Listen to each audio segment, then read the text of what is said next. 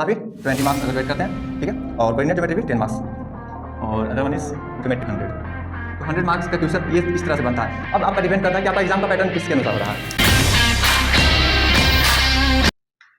तो hello dear गाँव वालों, this is Vikas Veera and today I am discuss about this topic, क्योंकि जितने भी बच्चे 2024-25 के हैं वो शायद मैट्रिक का एग्जाम देने वाले हैं। तो हम मैथमेटिक्स का सिलेबस डिस्कस करने वाले हैं और हम बात भी करेंगे कि क्या पैटर्न चेंज रहेगा 2025 में, जो ऑब्जेक्टिव कितना % रहेगा, कितना बनाना रहेगा, ये सारे बात हम डिस्कस करने वाले हैं। तो चलिए बिना देर के वीडियो स्टार्ट करते हैं। हम first of all I would like to say first chapter is, हम इस 7 यूनिट में इसको डिवाइड किए हैं। जो मैथमेटिक्स का चैप्टर है उसको 7 यूनिट में डिवाइड किया है। फर्स्ट है यूनिट 1 में नंबर सिस्टम मैंने रख लिया और यूनिट 2 में अलजेब्रा को रख लिया। तो टोटल 7 यूनिट्स है, तो सबको बारी बारी समझाएंगे, कितने मार्क्स आते हैं वो भी बताने वाले हैं। तो वीडियो को आप पूरा देख लें तो ताकि आपको सारी चीज़ समझ में आ जाए। तो चलिए हम बिना देर के वीडियो को शुरू करते हैं। पहले हम बात कर लेते हैं नंबर सिस्टम की, ठीक है। तो आपका नंबर सिस्टम जो है वो इस बार 10 मार्क्स के आते हैं। 10 मार्क्स ये कोई ज़रूरी नहीं है, हर बार की तरह ये एवरेज मार्क्स है, ठीक है, कि टोटल प्रीवियस ईयर क्वेश्चन के देख के ये बनाया गया।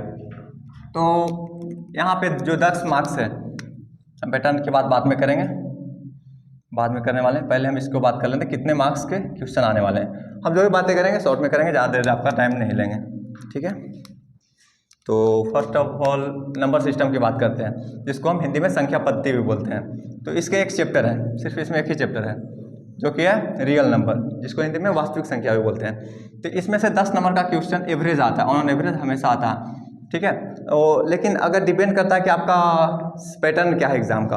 अगर जो आपका एग्जाम का पैटर्न है कि 50% एक्स्ट्रा दिया जा रहा है क्वेश्चन, ठीक है, तो यहाँ से हो सकता है कि यहाँ से 2 गुना, मतलब कि 20 नंबर के क्वेश्चन भी मिल सकते हैं। लेकिन हम 10 नंबर को लेके ही चलेंगे, क्योंकि अभी पैटर्न के बारे में पता नहीं, लास्ट में बताने वाले हैं, ठीक है, कि पैटर्न क्या रहेगा क्या नहीं रहेगा, ठीक है। तो उसके बाद हम बात कर लेते हैं बीजगणित की। तो बीजगणित से हमें मिलने वाले हैं इस बार कम से कम 20। इसमें 4 चैप्टर्स हैं। पॉलिनोमियल्स, जिसको हिंदी में आप बहुपद बोलते हैं, pair of linear equation in 2 variable का जो भी समीकरण 2-4 बार रैखिक समीकरण आपको हिंदी वर्ड है वो रहता है। और the third one is quadratic equation, जिसको हम लोग द्विघात समीकरण बोलते हैं, ठीक है। और फोर्थ इज अर्थमेटिक प्रोग्रेशन, जिसको आप लोग समांतर श्रेणी, इसको शॉर्ट में एपी भी बोलते हैं, ठीक है। एपी आप लोगों को पढ़ा भी होगा, नहीं पढ़े तो आप बहुत जल्द पढ़ने वाले हैं। The third one is trigonometry.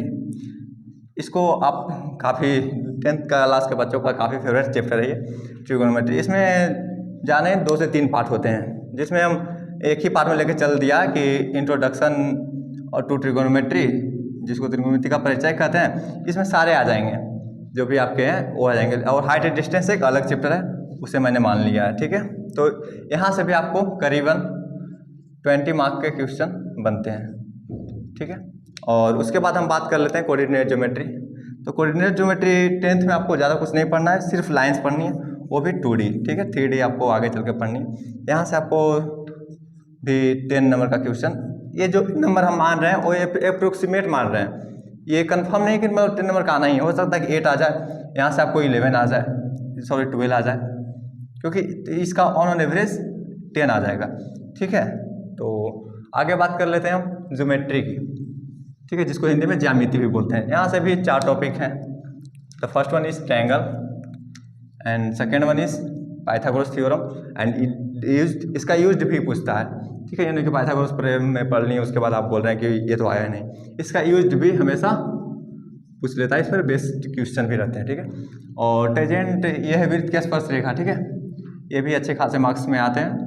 और जो अगर जो ओवरऑल हम बात करें इन 4 चैप्टर को मिला के, तो यहाँ से भी आपको आने वाले हैं 20 मार्क्स के क्वेश्चन 2024-25 की बात करें तो, ठीक है, हमेशा यही आती है।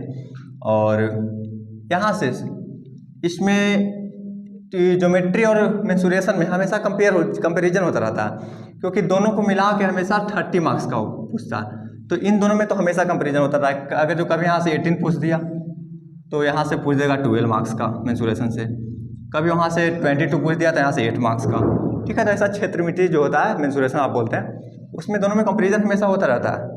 एंड इसमें बात कर लिया जाए मेंसुरेशन में, तो आपको एक पढ़ना है वृत्त से संबंधित क्षेत्रफल, जिसको बोलते हैं एरिया रिलेटेड टू सर्किल।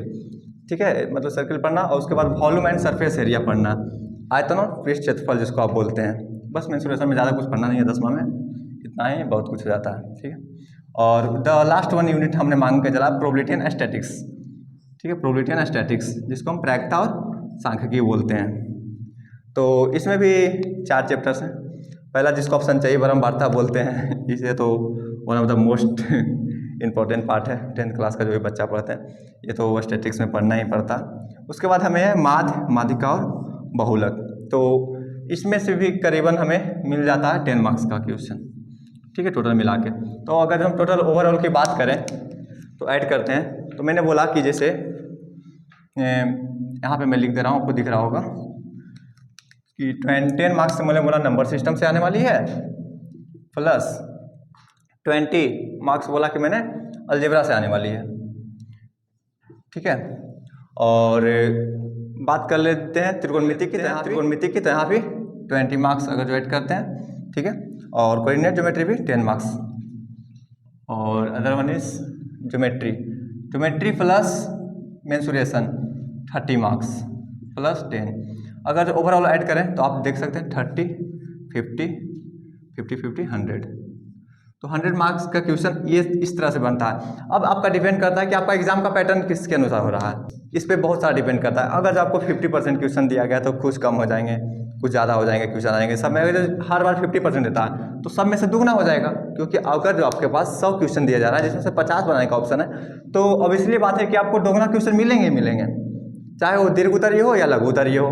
तो इसका मतलब यही निकलता है कि हमेशा मतलब ये मेन पैटर्न है। और जो भी मैं बात कर रहा हूँ वो आपको पहले ही बता दे रहा हूँ कि ये औसतम है। ठीक है, ये मैं कंफर्म नहीं मांग 10 नंबर आना ही है, इससे अगर 1,000 1-2 नंबर का फर्क होता है, ज़्यादा नहीं। ठीक है, तो अब बात कर लेते हैं कि अगर जो कोई एवरेज स्टूडेंट है या कोई स्टूडेंट है तो उसको फोकस कहाँ करना चाहिए। ठीक है, तो आपका पासिंग जो है, पासिंग सब्जेक्ट है, आप 3 पे कमांड कर सकते हैं, 3 यूनिट पे। अगर आपको 3 यूनिट पढ़ के भी आप अच्छे नंबर ला सकते हैं। अगर जो कोई अच्छे स्टूडेंट है उनके बारे में बात नहीं कर रहा हूँ, वो फोड़ सकते हैं 100 में 100 सारे पढ़कर। ठीक है, क्योंकि अगर जो आप 100 में 100 तभी ला सकते हैं जब आपने अच्छी तरह से पूरे सिलेबस को कवर किया हो। तो मैं सिलेबस की बात कर रहा हूँ फिलहाल। ठीक है, तो कोई स्टूडेंट अगर चाहता है कि मुझे पासिंग मार्क्स, अगर जो 50% तो इसका दोगुना कर दीजिए 40 नंबर का क्वेश्चन। अगर आपने 20 गणित भी अच्छा से पढ़ लिया, बिल्कुल अच्छी तरीके से इसे फोड़ दिया, तो मतलब यहाँ से 40 नंबर के सवाल आपको 40 नहीं तो 35 तो आना ही है। आपका पासिंग मार्क्स कितना होता है 30, तो मतलब इतना आसान हो गया है। ठीक है, तो अगर जो सबसे पहले आप फोकस कीजिएगा तो बीजगणित है एंड ट्रिगोनोमेट्री है, the third one is geometry. This is the important part of the 10th class mathematics.